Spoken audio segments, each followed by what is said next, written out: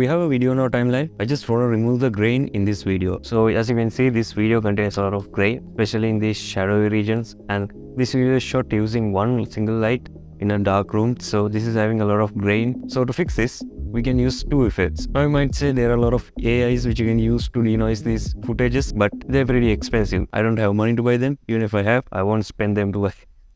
I'm using free effects which are found within Premiere. I'm not using any paid plugins because I don't have money to buy them. We're gonna go to the effects panel. Under video effects, we can go to this noise and grain, and we can see this median. We can drag and drop this into our video, and here we can use this radius to fix the grain which you have in our video.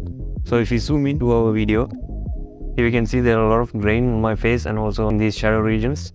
So we can just increase this and see if this does a good job. So as you can see, when we are increasing it more, it is fucking up my footage. To prevent that, we can just keep it in a simple value like 1 or 2, so that it will give a better output. Using these methods definitely reduce the video quality. So keep in mind that our video quality gets a little bit lowered, but it will remove all this grain. So the next effect we're gonna add is, I'm gonna delete this effect.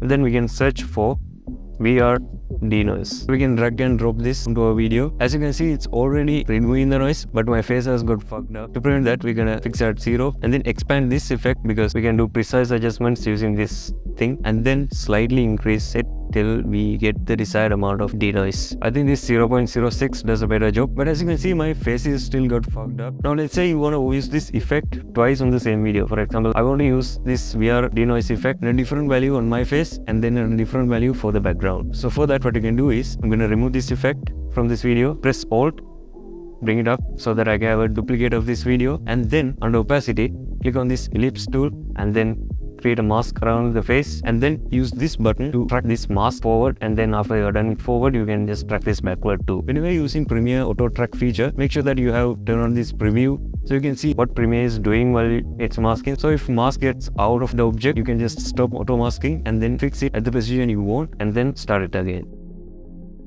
So the upper one is my face and lower one is the background. Now you can just keep a different value to your face and to the background. And if your edit seems much obvious, you can always increase this mask feather so this effect won't look much obvious. And also, you don't have to make this mask effect all the time. If you're using a choppy PC like mine and you have a long footage, it'll take a long time to just animate this mask. So in this way, you can denoise your footage.